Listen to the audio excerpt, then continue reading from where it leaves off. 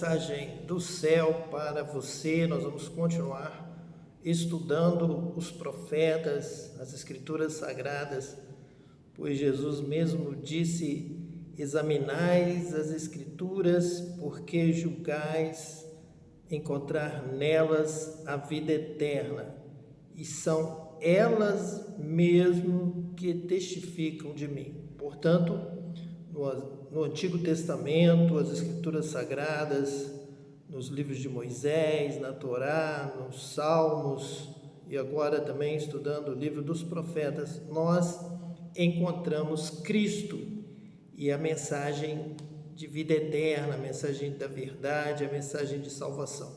Então vamos estar lendo hoje e estudando a palavra de Deus, uma mensagem do céu, em Zacarias capítulo 8, versículo 1 nos diz assim: depois veio a mim a palavra do Senhor dos Exércitos, dizendo: assim diz o Senhor dos Exércitos, zelei por Sião com grande zelo e com grande indignação zelei por ela. Então nós aqui já aprendemos uma mensagem de Deus do céu, que o nosso Deus é um Deus zeloso. O nosso Deus trabalha com esmero. Ele gosta das coisas bem feitas, de boas obras, de um bom ministério. Ele não gosta daquele que faz a sua obra relaxadamente. Ele não gosta daquele que, lançando mão ao arado, olha para trás. Ele gosta daquele que dá muito fruto. Deus espera que nós possamos estar glorificando o seu nome. Pelos frutos os conhecereis. Então essa é a vontade de Deus, que vades e deis muito fruto. Porque o nosso Deus é assim. Nosso Deus é um Deus que trabalha. Ele trabalha, Ele não dorme, Ele cuida de nós, Ele se dedica à obra, Ele procura corações segundo o seu coração, conforme o coração de Davi, que ele achou, um coração que vai trabalhar com esmero, com grande zelo, zelando pela palavra de Deus. Vamos ver aqui na palavra do profeta Zacarias, neste capítulo 8, zelando pela verdade, zelando pela correção, pela justiça. Deus é justo, Deus é justiça. Justiça e juízo são a base do seu trono. Quem vai se relacionar com Deus, quem quer se aproximar de Deus, tem que estar preparado para viver uma nova vida, uma vida de justiça, uma vida de verdade. Nós temos que buscar o reino de Deus e a sua justiça. A justiça acompanha a chegada do reino de Deus. Ninguém pode desejar o reino de Deus e ao mesmo tempo a mentira, a injustiça, a violência, o roubo, a morte, porque o reino de Deus vem acompanhado de justiça, de juízo, de verdade, de correção, falando a verdade, vivendo em amor, fazendo bem. Assim é o reino de Deus, e Deus zela por isso. Versículo 3 diz assim: assim diz o Senhor, voltarei para Sião e habitarei no meio de Jerusalém, e Jerusalém chamar-se-á a cidade de verdade, e o monte do Senhor dos Exércitos, monte de santidade. Nós temos aqui confirmando isto, que Deus planeja, irá restaurar Jerusalém, que foi destruída, o templo, a cidade, o povo foi levado para o exílio, porém Deus irá restaurar com um remanescente que lhe obedeça, que seja fiel, que seja uma cidade que pratica a justiça. Jerusalém será reedificada em justiça e em verdade, para um povo que obedece a Deus, obedece à palavra de Deus, obedece à verdade de Deus, à vontade de Deus. Por isso Deus nos levanta como profetas para ensinarmos as Escrituras, a palavra de justiça, a palavra de verdade, porque Deus quer edificar, Deus quer reconstruir o que está caído, Deus quer restaurar, Deus quer habitar novamente no meio de Jerusalém. Mas para isso essa cidade precisa ser reedificada no conhecimento das Escrituras, na palavra da verdade. Jesus nos ensinou com todo o seu ensino o quanto ele conheceu as Escrituras, sabia, citava e obedecia. Jesus é o nosso modelo de escolhido de Deus. Jesus é o caminho, a verdade e a vida. Ninguém vai ao Pai a não ser por Ele. E Ele nos leva ao Pai, Ele vai ao Pai pela obediência à palavra, por fazer como nós estamos fazendo agora. Jesus meditava nas Escrituras, Jesus conhecia as Escrituras sagradas e Jesus vivia na certeza de que aquele é o caminho é a obediência à palavra do Pai, a tudo que o Pai lhe ordenava, e isso ele obedecia. O que estava nas Escrituras ele cumpriu, ele buscava cumprir e foi fiel até a morte na obediência à palavra. E é isso que ele quer que nós venhamos a aprender, conhecer as Escrituras e praticar esta palavra, e obedecer esta palavra. E esta palavra está sendo fundamentada na verdade, na santidade, na justiça, no conhecimento de Deus, no conhecimento da palavra de Deus e na obediência a essa palavra à medida que nós estamos conhecendo, estamos ensinando, estamos estudando, estamos aprendendo e estamos então praticando esta palavra. O fundamento desta palavra é a verdade. Outro fundamento é a justiça. Outro fundamento é a santidade, é a separação para viver para a glória de Deus, é conhecer a Deus e obedecer a Deus na medida que você já conhece a vontade de Deus, qual é o plano de Deus, qual é o projeto de Deus para a sua vida. E sabemos que essa palavra está se cumprindo a partir do Pentecostes, do derramar do Espírito Santo, do batismo com o Espírito Santo. Esse batismo com o Espírito Santo lá em Jerusalém é que veio devolver a Jerusalém essa verdade, esta santidade, a justiça, a revelação de Deus, da glória de Deus, da vontade de Deus, da presença de Deus. E homens e mulheres, então, batizados com o Espírito Santo, é que vão poder cumprir esta palavra, vão poder viver conforme a vontade de Deus, mas não conforme a nossa imaginação, o nosso simples entendimento humano, mas nós agora entendemos as coisas de Deus pelo Espírito de Deus que nos foi outorgado. Nós recebemos o batismo com o Espírito Santo, aí então nós conhecemos a palavra de Deus, o Espírito Santo nos ensina, nos revela e nos dá poder para praticar esta palavra, para obedecer a Deus e para vencer as mentiras do diabo. Podemos então andar em justiça, em santidade, em verdade e assim andarmos em vitória no caminho do fruto da árvore da vida, da salvação, da vida eterna, que Jesus vem nos restaurar, vem nos reconciliar, vem nos levar de volta ao caminho da vida eterna.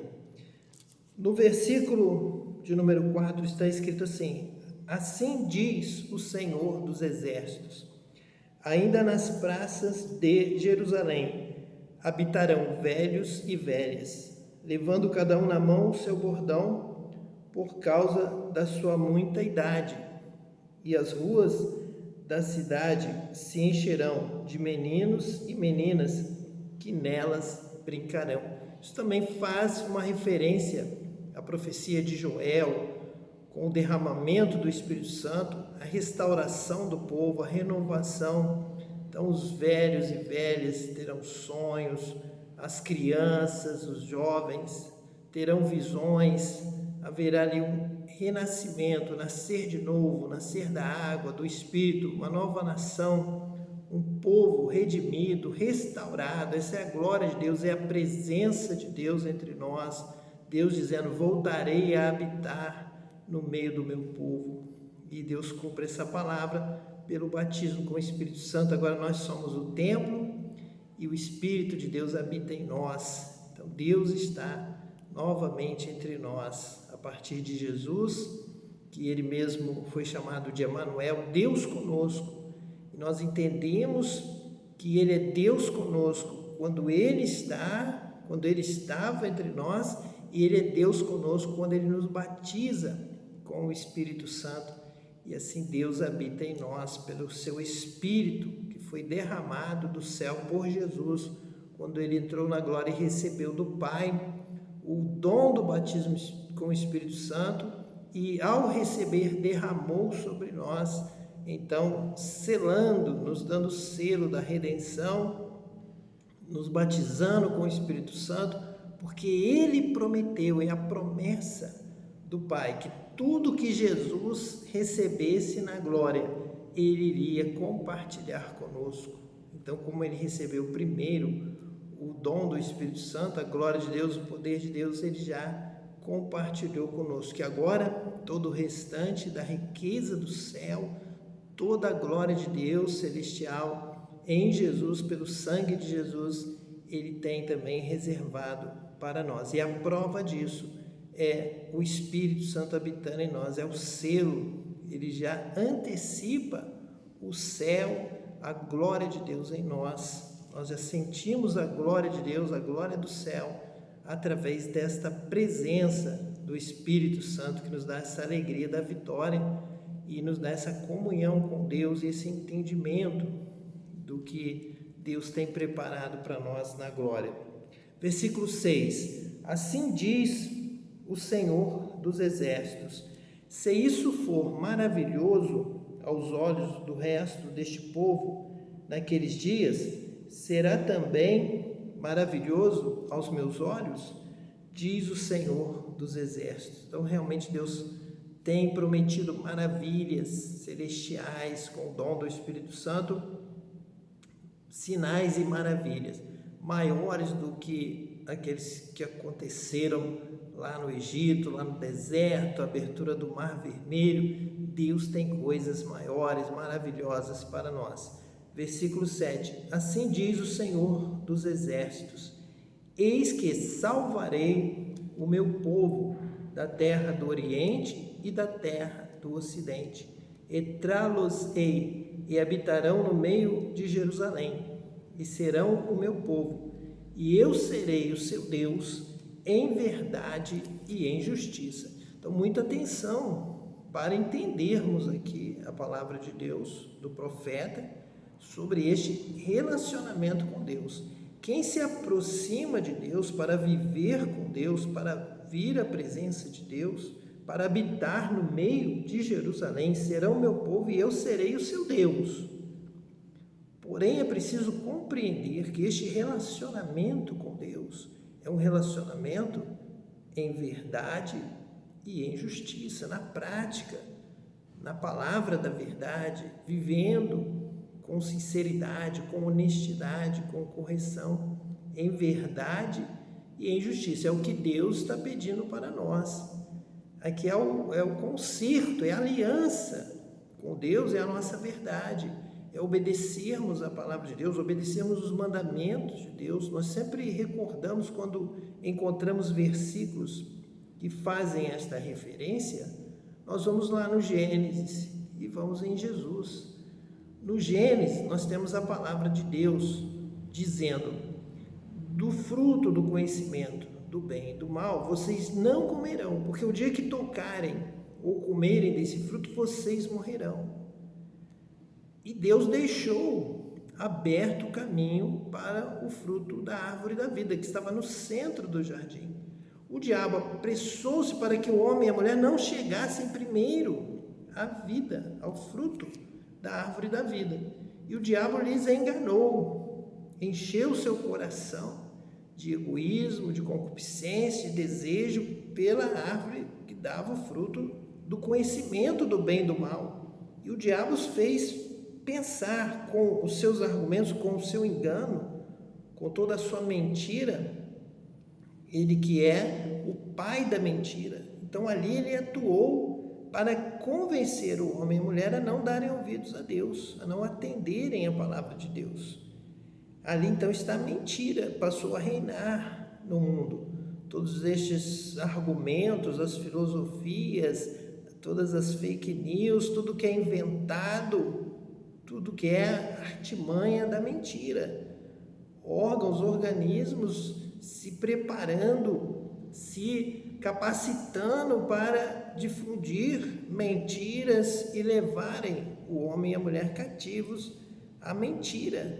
Então, roubando o mundo de Deus, roubando a paz, criando guerras, criando a fome, criando a pobreza, a miséria, para que eles possam se manter no poder com o povo que apenas vai buscar o alimento na mão daquele que os domina, aquele que vai aos poucos mantendo o povo na sua mão, comendo na sua mão, mesmo que em sentido figurado, essa mesma mão vai tirando todas as suas penas, vai tirando toda a sua liberdade, toda a sua personalidade, toda a sua capacidade de ser alguém, de ter liberdade, vai retirando este ser manipulado.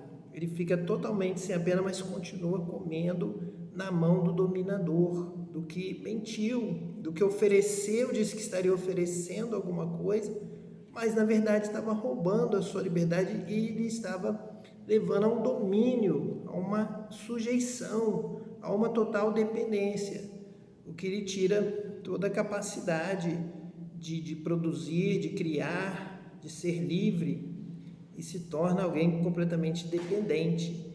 Então nós estamos vendo aqui esta palavra dizendo que Deus vai trazer o povo para viver em verdade. A verdade é a palavra de Deus, é a que nos leva à salvação, à vida eterna. Então Cristo vem como o Logos, como a verdade, como a palavra, como o verbo de Deus, trazendo esta palavra mais perto de nós, dizendo: eu sou o caminho, a verdade e a vida. Não entrem pelo caminho da mentira, do mal, do diabo, que quer roubar a liberdade de vocês. Venham após mim, sigam-me, estejam comigo e eu vos levarei até o fruto da árvore da vida, a salvação, a vida eterna. Mas este caminho é o caminho da verdade. Então nós temos que aprender a andar com Cristo, a viver com Cristo. Nós estamos precisando urgentemente de que esta geração caia em si e se arrependa de estarem falando mentira, mentindo uns aos outros, praticando injustiça e ainda assim querem usar o nome de Deus. Estão tomando o nome de Deus em vão, estão aí sim escandalizando o mundo quando não andam com o seu Deus em verdade e justiça. O plano de Deus é um reino de Deus em que habita a justiça. É o reino de Deus e a sua justiça. Nós temos que buscar os dois, estão unidos. Nós seremos o povo de Deus, versículo 8. Eu serei o seu Deus, em verdade e em justiça. Então nós precisamos de um conserto. Quem serve a Deus, quem toma o nome de Deus, precisa urgentemente fazer um pacto, um concerto com Deus para andar em justiça e em verdade. Você vai falar a verdade, você vai lutar pela verdade, você vai ter zelo pela verdade, porque o nosso Deus é um Deus que tem grande zelo, é um Deus zeloso, e Ele quer um povo zeloso por boas obras, pela justiça, pela verdade. Versículo 9. Assim diz o Senhor dos Exércitos: esforcem-se as mãos de todos vós que nestes dias ouvistes estas palavras da boca dos profetas que estiveram no dia em que foi posto o fundamento da casa do Senhor dos Exércitos, para que o templo fosse edificado. Então, esta restauração que Zacarias está aqui anunciando é paralela à restauração do templo. Tem que haver, junto com a restauração do local de adoração, de culto a Deus, de oração, tem que haver uma restauração de vida, de prática, de obediência, de conserto, falando a verdade, praticando a justiça em todo o tempo. O justo viverá da fé. Nós temos o reino de Deus e a sua justiça. Não podemos separar as coisas de Deus da justiça. Não podemos servir a Deus com o mal, com a iniquidade, com a mentira, com a injustiça. Deus, naquele dia, no juízo, quando você estiver diante do Cordeiro, estiver diante de Cristo, Ele dirá àqueles que praticam a mentira, a iniquidade, a injustiça, a maldade, a violência, a perseguição, a tortura, o roubo. Deus, em Cristo, dirá a muitos: não vos conheço, nunca vos conheci, vocês nunca me serviram, vocês nunca me obedeceram. Você que nunca teve cuidado com as coisas que você estava falando para perceber se você estava realmente falando a verdade, se você estava realmente praticando a justiça. Você que não teve esta preocupação no seu coração, Jesus dirá a você: nunca te conheci, você nunca me serviu, você nunca andou comigo. Jesus dirá isso, dirá: apartai-vos de mim, malditos, para o fogo que vos está preparado, reservado para os iníquos, para os mentirosos, para os que praticam mal, para os assassinos, para os ladrões. Você perseguiu o seu irmão por ele ser mais fraco do que você maltratou, você roubou. Você irá, então, para a condenação. Você será condenado. E a palavra de Deus está chegando a você agora para que ainda haja tempo, ainda é momento de arrependimento, de confissão de pecados. E falar: Senhor, eu pequei contra os céus, diante de Ti eu pequei, eu menti, eu roubei, eu não tive cuidado, não tive zelo, não tive cuidado com o meu coração, com a força da minha vida, eu não busquei a verdade, a justiça, a santidade. Então hoje é dia de arrependimento, de confissão de pecados. Prostre agora diante de Deus, fale com Deus, peça perdão a Deus e assuma um propósito de viver uma nova vida. Uma vida de verdade, uma vida de justiça, de prática, uma vida de socorro, uma vida em que tudo que você tem, toda a força vem de Deus. Deus tem te abençoado, então que você compartilhe a força, que você compartilhe o bem, porque Deus tem te dado isso de graça, Deus tem te dado a graça, para que você, cheio da graça, compartilhe com os outros também esta graça. Se você compartilha, você é filho de Deus, Deus te conhece, porque Deus é amor, e aquele que ama, conhece a Deus, é nascido de Deus. Mas se você recebe algo em nome de graça, eu recebi a graça, eu recebo as coisas de Deus por graça, mas você nega, rouba ao invés de compartilhar, você retira, você prejudica, você persegue o seu próximo, você não está servindo a Deus, você não está dando a partir do momento que você recebe. Você não está aprendendo com Deus, você não está seguindo a Jesus. Ele dirá para você: nunca te conheci, não sei quem é este, lancem-no na prisão, ele está condenado. Esse nunca andou comigo, nunca ouvi ao meu lado fazendo bem, nunca ouvi ao meu lado ajudando o necessitado, orando por alguém, alimentando o faminto, visitando o encarcerado. Este não é meu, este nunca fez a minha vontade, este eu não conheço. Não deixe isso acontecer com a sua vida. Vamos então para o versículo 16 de Zacarias 8, que nos diz assim: eis as coisas que deveis fazer. Falai verdade, cada um com o seu companheiro.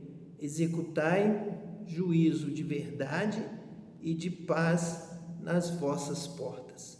Então nós já vínhamos trabalhando, falando isto. Como profeta, dentro da palavra de Deus, nós já estávamos antecipando, falando de Deus.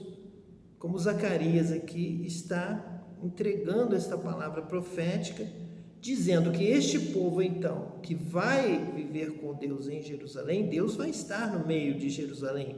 Vamos estar com Deus, então vamos fazer isto. Então, assim é o povo de Deus. O povo de Deus vive desta forma. E daqui a pouco nós vamos pegar o Novo Testamento, as epístolas, as palavras dos apóstolos, e vamos ver que eles se baseavam nesta palavra profética. Nós vamos ver que Jesus, no Sermão do Monte, Jesus em sua caminhada terrena, ele falava esta palavra.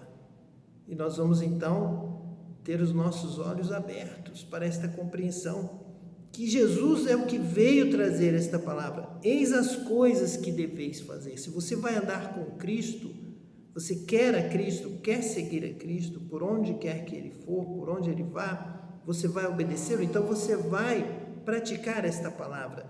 Eis as coisas que deveis fazer. É obra.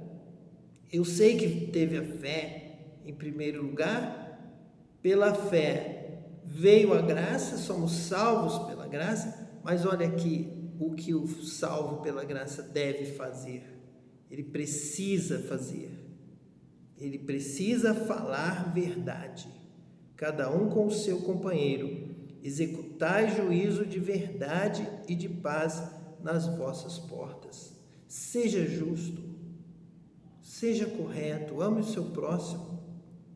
Aquilo que você quer para você, faça pelo seu próximo, não feche a porta. Jesus abriu a porta para você entrar, abra a porta para o seu próximo também ter paz, receber o que lhe é devido. Seja socorrido na sua fraqueza, no seu momento de dor.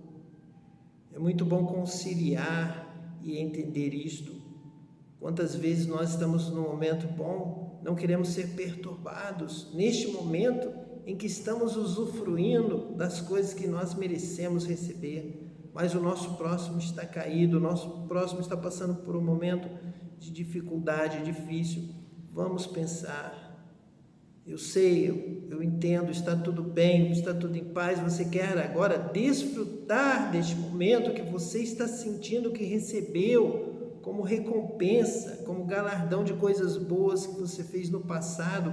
Você de vez em quando fica lembrando disso ou daquilo que você fez e por isso você merece agora estar tranquilo, estar muito bem, seguro, mas é hora de você fazer como aquele homem que ia pelo caminho de Jericó e ali viu um homem caído que tinha sido atacado pelos salteadores. Ele parou e cuidou e levou até a hospedaria. Não passou de largo como o levita e o sacerdote. Então é hora de nós também executarmos juízo de verdade e de paz nas nossas portas, fazermos o bem.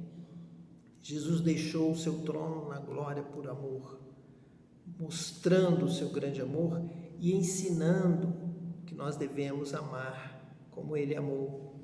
E nós devemos obedecer como Ele obedeceu até o fim, ser fiel até a morte e dar-te-ei a coroa da vida. Versículo 17. E nenhum de vós pense mal no seu coração contra o seu companheiro, nem ame o juramento falso, porque todas estas coisas eu aborreço, diz o Senhor. Então aqui tem obra, aqui tem que ter cuidado, tem que ter zelo.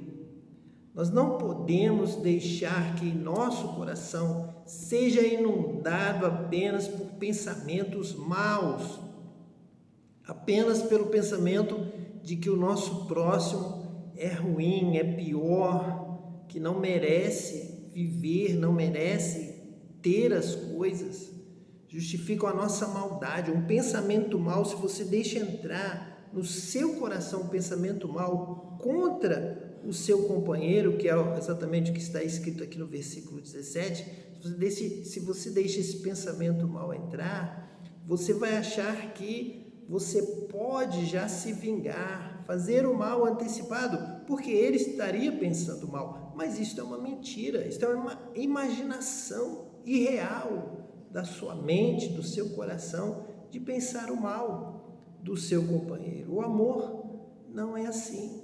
O amor não suspeita do mal. O amor confia. Então confie, espere, pense o bem, pense a partir do bem, pense a partir do que você pode fazer de bem para o seu próximo. E não já pensar o mal e dizer, eu serei mal antecipadamente porque eu estou achando, eu estou pensando que ele vai fazer o mal contra mim. E aí você acha que tem já uma justificativa para fazer o mal para ele antecipadamente. Esta coisa eu aborreço, diz o Senhor. Muitas coisas, muitas derrotas estão acontecendo na vida do povo chamado, que usa o nome do Senhor, por causa dessa presunção do mal, antecipação do mal, vivendo em torno de um julgamento, de uma imaginação do mal que não existe, que não está confirmada, que não é verdade, que ainda não veio à luz, que não é o que está realmente acontecendo. Isso é uma imaginação, é um pensamento mau, e Deus aborrece essas coisas. Isso leva a uma perseguição prévia, antecipada, por um preconceito, por um mau conceito a respeito de alguém. Nem ame o juramento falso. Muitos se reúnem para falar mal do seu irmão, do seu companheiro, e para então fazerem acordos, para destruírem, para prejudicarem a vida de alguém. Então, para darem um testamento, um testemunho falso, para tirarem os bens de alguém, para beneficiarem o outro, mentindo. Jesus disse para que nós possamos nos considerar bem-aventurados quando vos perseguirem e mentindo disserem todo mal contra vós. Pessoas que se levantam acusando com palavras mentirosas e juramentos falsos. Mais uma vez, indo até o final do versículo 17, nós lemos: porque todas estas coisas eu aborreço, diz o Senhor. Então vamos viver na presença de Deus. Deus está aqui.